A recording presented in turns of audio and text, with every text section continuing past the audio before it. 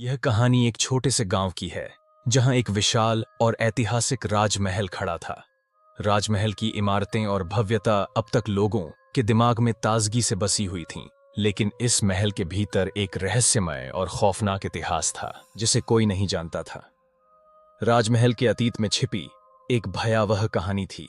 ब्रह्म राक्षस की आत्मा जो सदियों से महल के भीतर घुसी हुई थी। यह आत्मा सिर्फ एक रात के लिए ही बाहर आती थी और वह रात पूरी गांव को कहर से भर देती थी। राजमहल के खंडहरों में एक जादू था, लेकिन वह जादू खौफ के साथ जुड़ा हुआ था। गांव में एक दिन एक युवा पत्रकार समीर, जो खुद को साहसी मानता था, महल के रहस्यों को उजागर करने के लिए आया। समीर ने सुना था कि महल के अंदर कुछ बहुत खतरनाक था, लेकिन वह इसे सिर्फ एक अफवाह समझता था। उसने ठान लिया था कि वह उस अफवाह का पर्दाफाश करेगा। महल की तरफ बढ़ते हुए समीर के मन में एक अजीब सी हलचल हो रही थी। वह जानता था कि यह कहानी सिर्फ अफवाह नहीं थी। गांव वालों से सुनी बातें उसे लगातार चुभ रही थीं। एक बुजुर्ग महिला ने उसे बताया था कि महल में एक ब्रह्म राक्षस की आत्मा है जो हर साल महल के पास रहने वालों को अपनी चपेट में ले लेता है।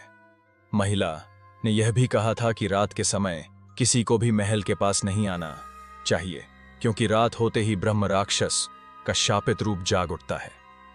समीर ने यह सब सुना और महल के अंदर प्रवेश करने का निश्चय किया। महल के भीतर घुसते ही समीर को चारों ओर अजीब सी सन्नाटा और यह ठंडक का एहसास हुआ। घने पेड़, जंगली पौधे और सीलन भरी दीवारें। समीर का दिल धड़क रहा था, लेकिन उसकी जिज्ञासा और साहस उसे और आगे बढ़ने के लिए प्रेरित कर रहे थे। महल का माहौल कुछ और ही था। हर कमरे में सन्नाटा और रहस्यमय छायाएं घूमती थीं। जैसे ही वह एक कमरे में दाखिल हुआ, उसे अंदर की दीवारों पर कुछ अजीब से निशान दिखाई दिए। ये निशान जैसे किसी ने खून से लिखे हों। और तभी उसकी आंखों के सामने अचानक एक पुरानी तस्वीर आई। तस्वीर में एक व्यक्ति खड़ा था जो किसी भयानक राक्षस के साथ था। समीर ने ध्यान से देखा तो वह व्यक्ति किसी ब्राह्मण जैसा दिख रहा था और उसके पास खड़ा राक्षस भयानक रूप में था। समीर ने उस तस्वीर को ध्यान से देखा और एक पुरानी किताब में लिखा हुआ पढ़ा। वह किताब महल के एक कोने में रखी थी जो काफी पुरानी थी। उसमें लिखा था, यह ब्रह्म राक्षस वह आत्मा है जिसे एक पवित्र ब्राह्मण ने महल के संरक्षक के रूप में पूजा था, लेकिन एक दिन उसने महल के राजा को धोखा दिया और उसकी हत्या कर दी। उसके बाद ब्राह्मण के पाप के कारण उसे शाप मिला और वह ब्रह्म राक्षस के रूप में बदल गया। वह महल की दीवारों के भीतर फंसा हुआ था और हर साल उसे अपना शिकार बनाने की अनुमति दी जाती थी।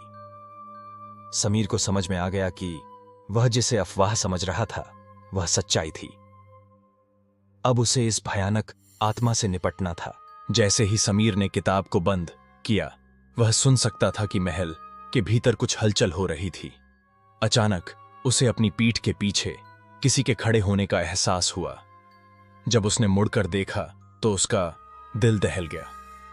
वह जो चीज उसने देखी वह कल्पना से परे थी। सामने खड़ा एक विशाल खून से सना हुआ ब्रह्म राक्षस था, जिसकी आंखों में घृणा और गुस्से का अंधेरा था। उसकी गर्दन की हड्डियां दिख रही थीं और उसकी त्वचा झुलसी हुई थी।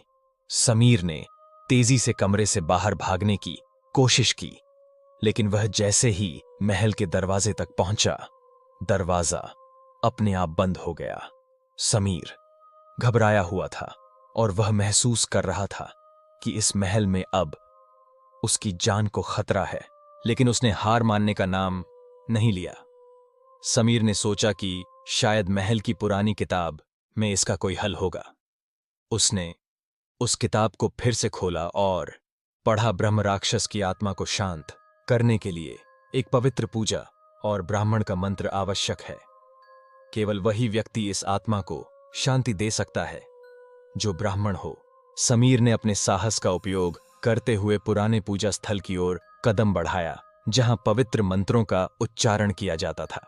उसके पास कोई तंत्र मंत्र नहीं था, लेकिन उसने वह शब्द बोलने की कोशिश की जो उसे किताब में मिले थे। अचानक महल के भीतर अजीब सी रोशनी चमकी। ब्रह्म राक्षस की आत्मा जैसे ही उस रोशनी के संपर्क में आई, वह कांपने लगी। समीर को महसूस हुआ कि उसकी शक्ति धीरे धीरे कमजोर हो रही थी। वह मंत्रोच्चारण करता रहा और उस आत्मा को शांत करने में सफल हो गया। जब ब्रह्म राक्षस की आत्मा शांत हो गई तो समीर के सामने एक चमत्कारी दृश्य हुआ। महल की दीवारों से एक चमकदार प्रकाश निकला और महल का संपूर्ण रूप बदल गया। महल के खंडहर धीरे धीरे खूबसूरत रूप में तब्दील हो गए और हर जगह से खुशबू आ रही थी। समीर ने देखा कि वह राक्षस अब एक भव्य ब्राह्मण के रूप में बदल चुका था, जो आशीर्वाद देने के लिए समीर के पास आया। ब्राह्मण ने समीर से कहा, तुमने मेरे कर्मों को समझा और मुझे शांति दी, अब मैं मुक्त हूं। इसके बाद समीर महल से बाहर निकला और गांव वालों को बताया कि महल के भीतर अब कोई खौफनाक आत्मा नहीं है। वह जगह अब फिर से एक पवित्र स्थल बन गई थी। समीर की साहसिक यात्रा ने उसे न सिर्फ खौफनाक ब्रह्म राक्षस से छुटकारा दिलवाया, बल्कि उसने यह भी साबित किया कि कुछ रहस्यों को अगर सही तरीके से समझा जाए तो वे हमें अद्भुत परिणाम दे सकते हैं। लेकिन यह कहानी यहीं खत्म नहीं होती है, क्योंकि अभी भी कुछ ऐसे राज हैं जो महल में छिपे हुए हैं, जिनका पता कभी नहीं चल सका। क्या आप जानते हैं कि महल में अब भी कुछ ऐसे अनकहे राज छिपे हैं जो एक दिन फिर से बाहर आ सकते हैं? यह कहानी सिर्फ एक शुरुआत है, और अगर आप सच में रहस्यों से प्यार करते हैं तो जुड़िए हमारे साथ और देखते जाइए और अधिक खौफनाक और रहस्यमय घटनाओं को।